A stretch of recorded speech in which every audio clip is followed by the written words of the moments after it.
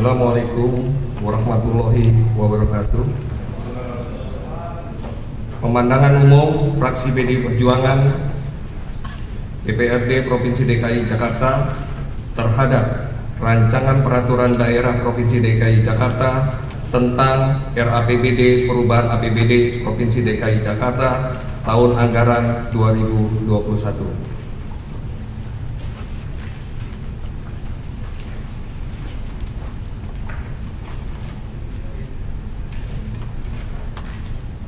Yang terhormat pimpinan Dewan, pimpinan Rapat Paripurna DPRD Provinsi DKI Jakarta, Gubernur dan Wakil Gubernur Provinsi DKI Jakarta, para anggota DPR RI, DPD RI, dan DPRD dari Provinsi DKI Jakarta, para anggota Forum Koordinasi Pimpinan Daerah Provinsi DKI Jakarta, Sekretaris Daerah beserta para pejabat eksekutif daerah Provinsi DKI Jakarta, para direksi dan para komisaris BUMD Provinsi DKI, dan para pengamat, para pimpinan LSM dan rekan-rekan jurnalis.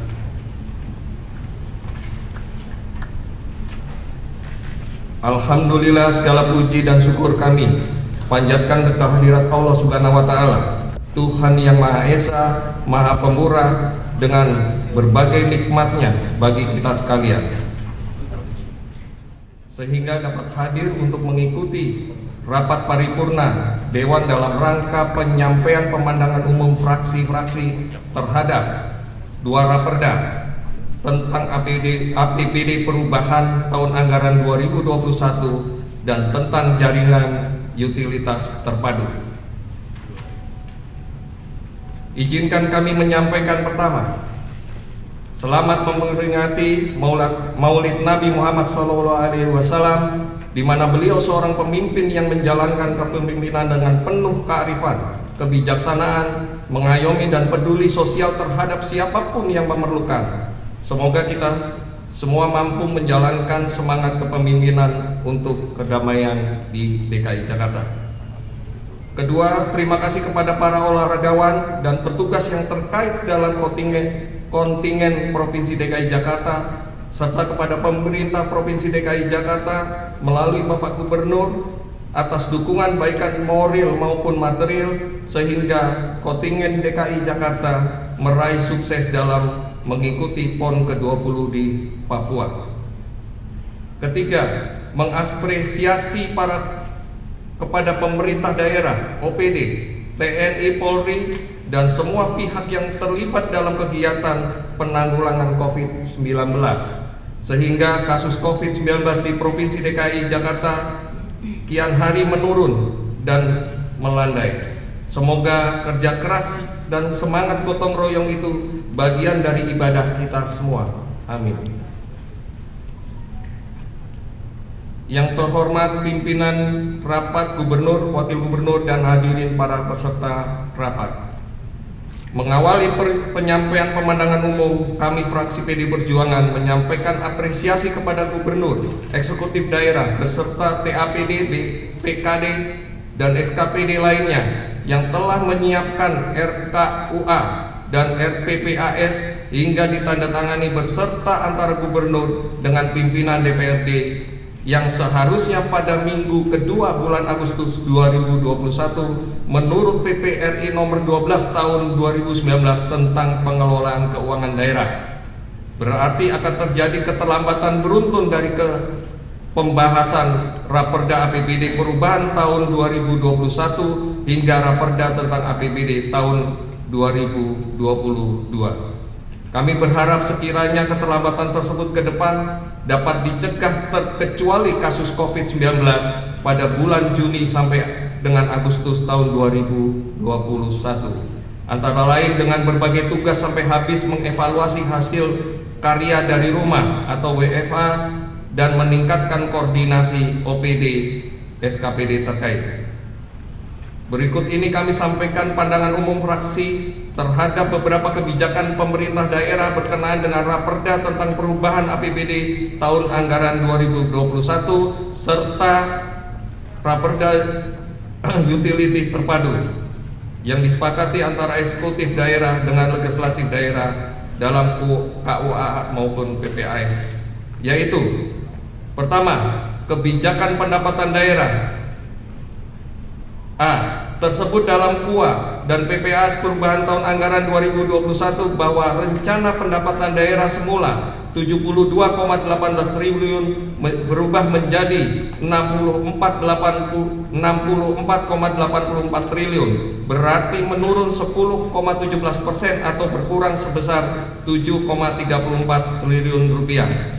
Memperhatikan penjelasan gubernur dalam pidatonya pada tanggal 14 Oktober 2021 bahwa untuk meningkatkan PAD antara lain melalui penyesuaian nilai perolehan pajak air tanah atau NPAT yang masuk dalam daerah jangkauan Perumda Pamjaya dan perubahan tata cara perhitungan pajak air tanah yang sebelumnya dikenakan secara progresif menjadi clustering sebagai dasar pengenaan PAT tersebut. Perubahan pergub. Kami dapat memaklumi upaya perubahan tersebut, namun saldo piutang macet pada PAT per 31 Desember 2020 senilai 17,69 triliun dan saldo piutang PAT senilai 29,4 miliar rupiah yang terdiri dari denda pajak senilai 23,7 miliar rupiah dan bunga senilai 5,7 triliun. Perlu diupayakan pencairan atau penagihannya. B. Di sisi lain, sebagaimana tertuang dalam LHP BPK tahun 2020, masih ada piutang per 31 Desember 2020 sebesar 360 miliar 893 ribu juta, di bawah tahun 2016, termasuk piutang macet sebesar 21,8 miliar sudah berumur antara 15 sampai 27 tahun.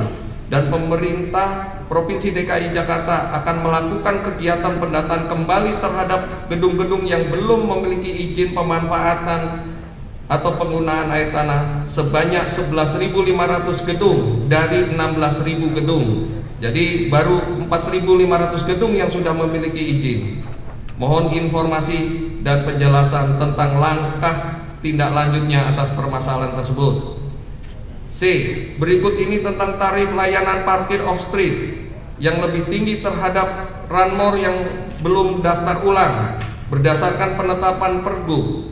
Upaya tersebut menurut pandangan kami kurang mampu membuahkan hasil yang maksimal sehingga moda transportasi massal terintegrasi dengan baik dan lancar. Di sisi lain, piutang sanksi pajak parkir per 31 Desember 2020 sebesar 19,8 triliun, denda senilai 133 juta, dan piutang macet senilai 23 miliar 267 sekian. Perlu diupayakan pencairan atau penagihannya serta penyebabnya. Mohon tanggapan. D. Berikut ini tentang hasil pengelolaan aset daerah yang dipisahkan. PMD untuk tahun 2021 dari 23 perusahaan daerah termasuk PT Patungan, tidak ada perubahan pada APBD tahun anggaran 2021 yaitu sebesar 660 miliar, baru 14 perusahaan yang menyampaikan laporan keuangan audit 2020. Dari 9 perusahaan yang belum ada laporan keuangan audit tahun 2020, ada 6 perusahaan dengan nilai PMD sebesar 3,047 triliun atau 5,45% dari total PMD. Satu perusahaan laporan keuangannya hanya sampai pada tahun buku 2014 yaitu PT Ratak Armada. Mohon diperhatikan atau diselamatkan kalau masih bisa.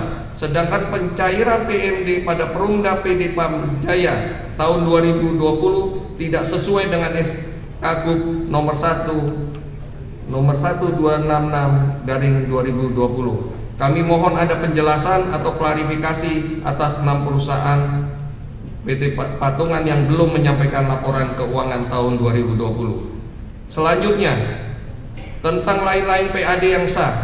Dalam PPAS, perubahan tercantum 6,8 triliun rupiah lebih kecil sebesar 279 miliar dari APBD tahun 2021. Kami berpendapat bahwa penurunan target PAD pada penetapan APBD tahun 2021 masih dapat dirubah asalkan Pemprov DKI Jakarta mampu menagih atau mencairkan piutang pemanfaatan aset daerah plus piutang dendanya sebesar 47,5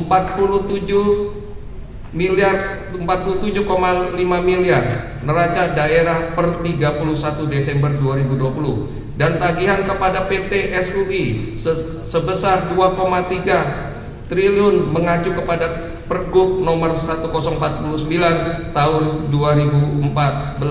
Mohon tanggapan tentang temuan dan rekomendasi BPK RI perwakilan DKI Jakarta menunjuk LHP BPK RI perwakilan DKI Jakarta tanggal 28 Mei 2021 nomor 17.B garing LHP garing 18 Jakarta garing 18 DKT 2 garing 05 2021 tentang temuan hasil pemeriksaan LKPJ Gubernur tahun anggaran 2020.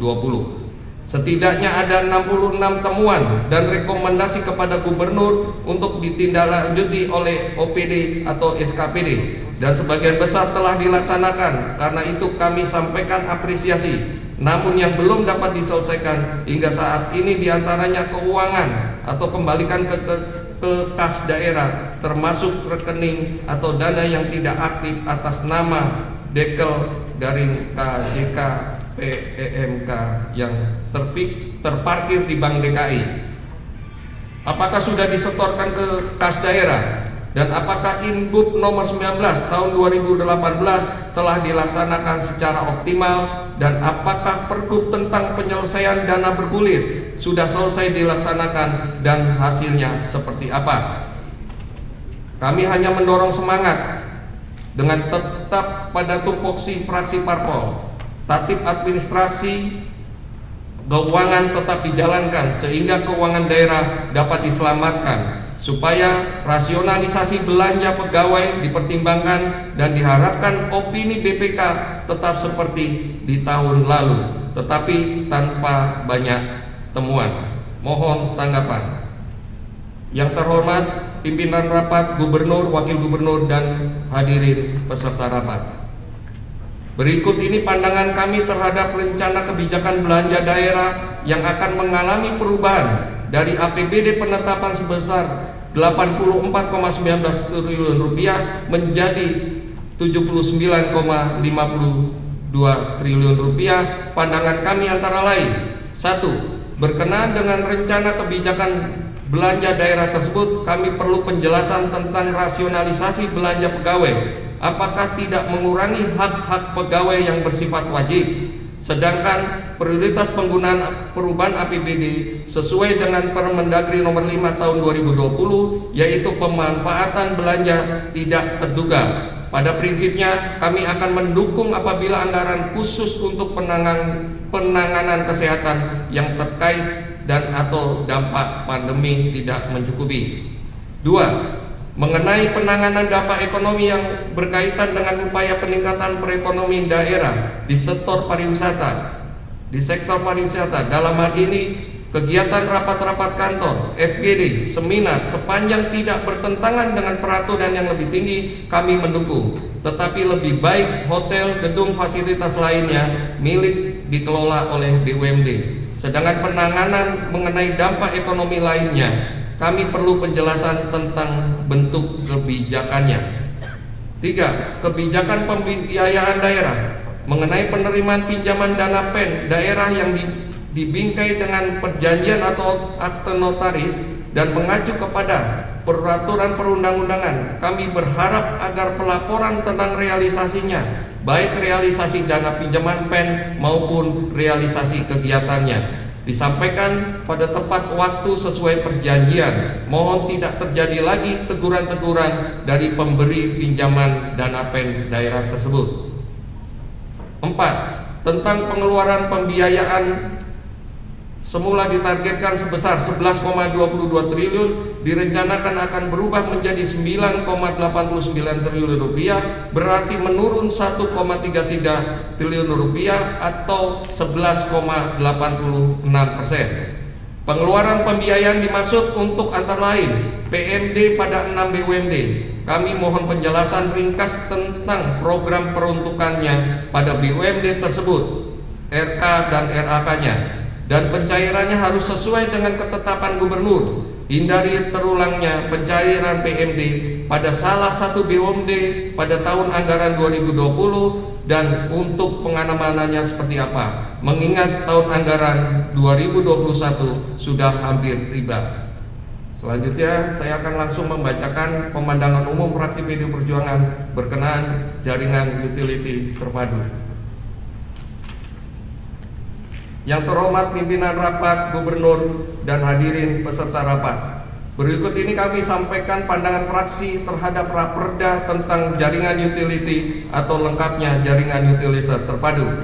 Fraksi PDI Perjuangan mendukung inisiatif gubernur yang mengajukan Raperda tersebut sebagai pengganti Perda nomor 8 tahun 1999 tentang jaringan utility. Berikut Pergub nomor 128/2010 dan Pergub nomor 195/2010 serta Pergub nomor 106/2019 tentang peraturan pelaksanaannya juga perlu direvisi atau disesuaikan dengan Perda pengganti Perda nomor 8 tahun 1999.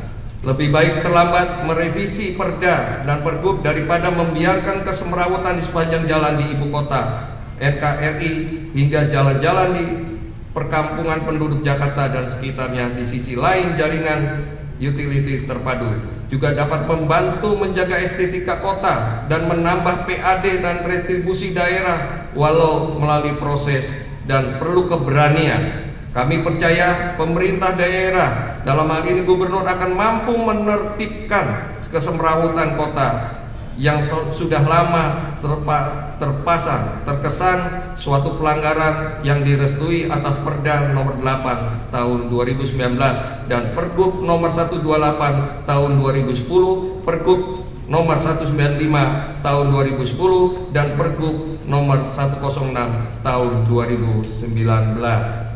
Selanjutnya izinkanlah kami menyampaikan pandangan dan pendapat terhadap beberapa pasal dalam Raperda tersebut. Di antaranya, judul Raperda tentang jaringan utility kami memandang perlu dilengkapi menjadi jaringan utility terpadu agar membingkai dan tersambung dengan materi dalam pasal-pasal di dalam Raperda tersebut. Konsiderasinya pada konsiderasi menimbang huruf C dipandang perlu ditiadakan, dan jika perlu mengacu kepada Undang-Undang RI nomor 12 tahun 2011 dipandang perlu Raperda ini juga berpayung hukum antara lain kepada A. Undang-Undang Republik Indonesia nomor 12 tahun 2011, Undang-Undang RI nomor 32 tahun 2014 tentang kelautan. C. Peraturan Pemerintah nomor 34 tahun 2006 tentang jalan. D. Peraturan Presiden nomor 38 tahun 2015 tentang kerjasama pemerintah dengan badan usaha dalam penyediaan infrastruktur. E. PP RI nomor 54 tahun 2017 tentang badan usaha milik daerah. F. Peraturan Menteri PUPR nomor 20/PRT/M/2010 tentang pedoman pemanfaatan dan penggunaan bagian-bagian jalan. G. Permendagri nomor 19 tahun 2016 tentang pengelolaan barang milik daerah. 3. Menunjuk Undang-Undang RI nomor 29 tahun 2007, Undang-Undang RI nomor 23 tahun 2014 dan atau Undang-Undang RI perubahannya, yaitu Undang-Undang RI nomor 9 tahun 2015 bahwa penyelenggara pemerintah daerah adalah gubernur, garing eksekutif daerah, dan DPRD daerah. Namun dalam bab 1 pasal 1 hanya dicantumkan satu unsur, yaitu gubernur dan perangkat daerah. Apakah ada kesengajaan meniadakan unsur legislatif daerah dan apa alasannya?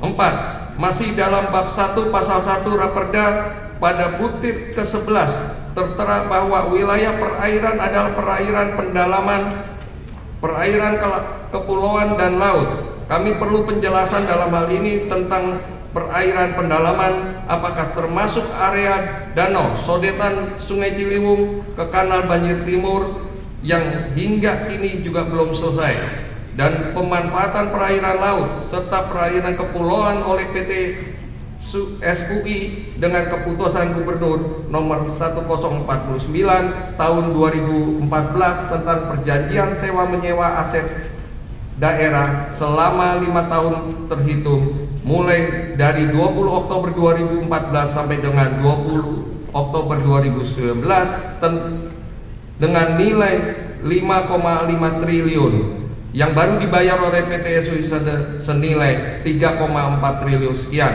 per 22 Desember 2017. Berarti ada terhutang 2,3 miliar. Apakah sudah dilunasi? Dan mengingat masa waktu perjanjian sudah berakhir pada tahun 2019, apakah tindakan pemerintah DKI Jakarta terhadap PT SUI mengingat Perda nomor 8 tahun 2019 dan Pergub nomor 106 tahun 2019? 5. Menunjuk bab 3 dan 4 Raperda perencanaan JUT dalam hal ini rencana induk jaringan utility dan rencana keterpaduan penempatan jaringan utility dengan mengacu kepada peraturan perundang-undangan yang lebih tinggi antara lain: A. PP RI nomor 34 tahun 2006 tentang jalan, PP RI nomor 54 tahun 2017 tentang BUMD, C. Perpres RI nomor 38 tahun 2015 tentang kerjasama pemerintah daerah dengan badan usaha dan penyediaan infrastruktur, D. Permen PUPR nomor 20 PKT M 2010 tentang pedoman pemanfaatan dan penggunaan bagian-bagian jalan, E. Permendagri nomor 19 tahun 2016 tentang pengelolaan barang milik daerah, F. Undang-Undang RI nomor 29 tahun 2007. Apakah di sisi jalan negara, di sisi jalan lingkungan aset pusat di daerah termasuk jalan dari markas atau instansi TNI dan Polri itu rencana induk jaringan utility dan keterpaduan penempatan jaringan utility-nya menjadi tugas dan wewenang pemerintah Provinsi DKI Jakarta? Jika tidak termasuk, apa alasannya dan solusinya? Mohon tanggapan mengingat Undang-Undang RI nomor 29 tahun 2007. 6. Berkaitan dengan bagian kedua dan ketiga bab 3 Raperda, apakah rencana induk jaringan utility yang sudah termasuk di dalamnya tentang sarana jaringan utilities terpadu ketika membangun jalan tol dalam kota, jalan layang serta pembangunan trotoar, jalan baik yang telah berjalan maupun masih dalam perencanaan? Jika belum atau tidak terencana dalam rencana induk atau jaringan utility terpadu, apa alasannya? Terkait dengan hal tersebut, kami dari fraksi PD Perjuangan berpendapat agar ketika Pemprov DKI Jakarta melanjutkan pembangunan normalisasi trotoar, jalan layang, jembatan serta jalan tol oleh siapapun, sekaligus direncanakan atau dibangun penempatan JUT-nya. Dan ketika menyusun rencana induk jaringan utility atau JUT-nya, ketika menyusun program tahunan dan ketika ada rencana perubahan lokasinya, para pengguna atau pemanfaatan jaringan utility terpadu diundang untuk turut serta memberikan masukan atau mengetahui agar tidak terulang permasalahan Pemprov DKI Jakarta dengan PT SUI tahun 2014 sampai 2019. Kecil total nilai piutangnya, tetapi terkesan Pemprov DKI Jakarta kurang berwibawa. 7. Berikut ini kami sampaikan pandangan fraksi terhadap beberapa pasal bab 4 tentang penyelenggaraan sarana JUT. Pada prinsipnya, kami dapat memaklumi materi yang terkandung di dalam bab 4 tersebut. Namun ada beberapa pendapat antara lain yaitu terkait dengan bab 4 pasal 10 ayat 5. Dipandang perlu penegasan dalam Raperda atau dalam Pergub nantinya tentang kapan berakhirnya, apakah dapat diperpanjang melalui kesepakatan tersebut dalam perjanjian. B. Sebagaimana tersebut pasal ayat 6 redaksionalnya diperpanjang dengan materi apabila jangka waktu pengelolaan telah berakhir, kepemilikan sarana JUT beralih kepada Pemprov DKI Jakarta atau dinilai sebagai PMD dan nilai aset pemerintah daerah dipisahkan pada BUMD tersebut. C.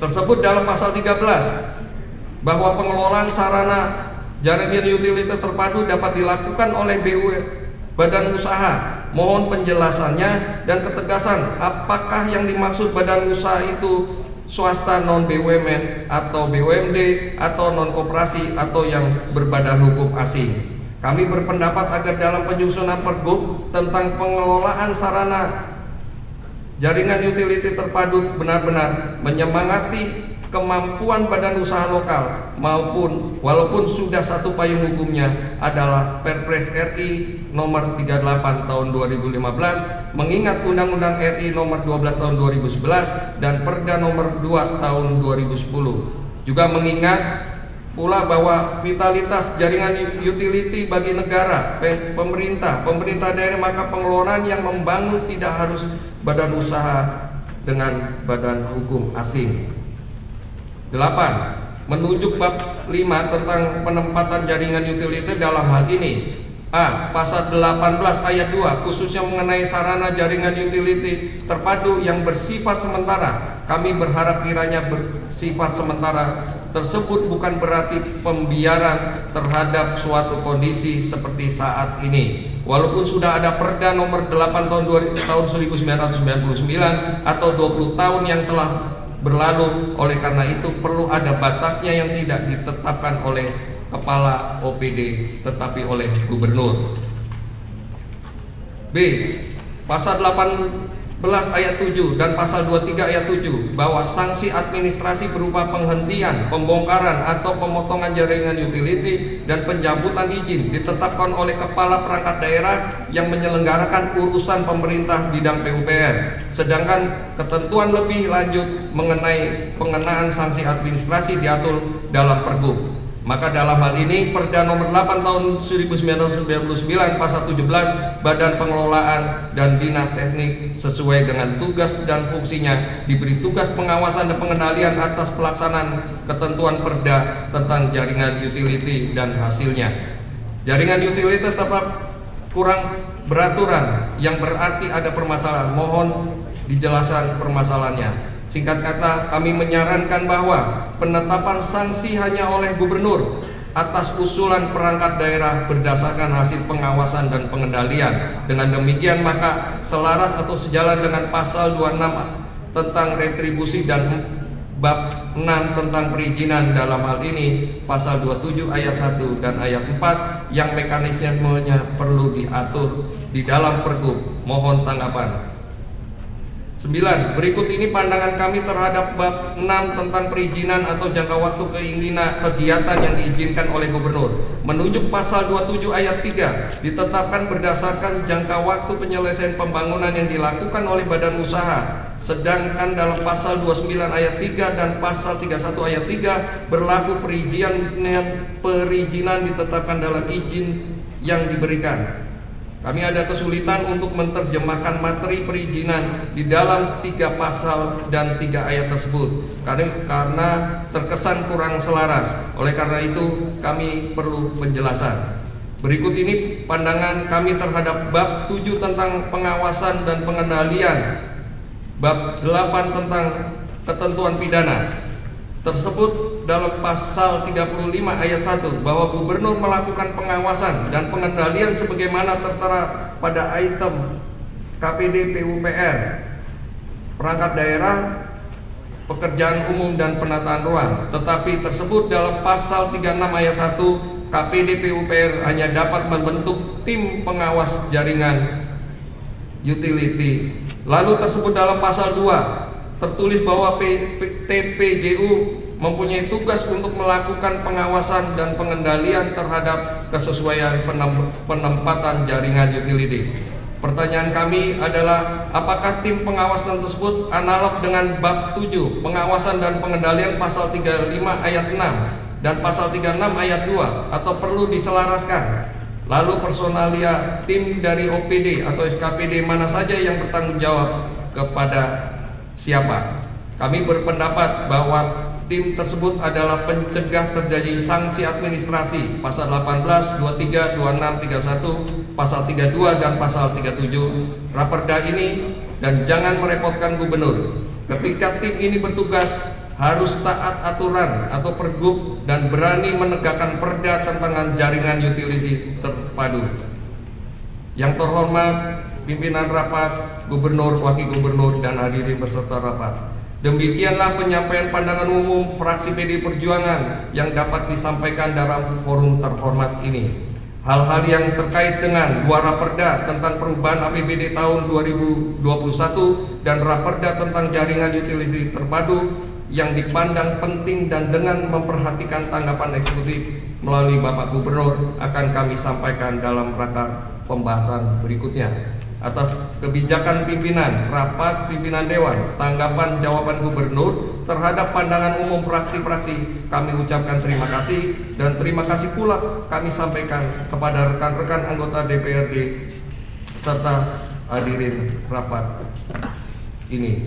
Manakala ada kekeliruan dan atau terdapat hal-hal yang tidak berkenan, kami para pihak atas pemenangan umum fraksi PD Perjuangan kami mohon maaf. Wabillahi taufiq wal hidayah. Wassalamualaikum warahmatullahi wabarakatuh. Fraksi PD Perjuangan DPRD Provinsi DKI Jakarta, Ketua Gembong Warsono SIP MM, ditandatangani Sekretaris Fraksi Dwi Rio Sambodo SE MM.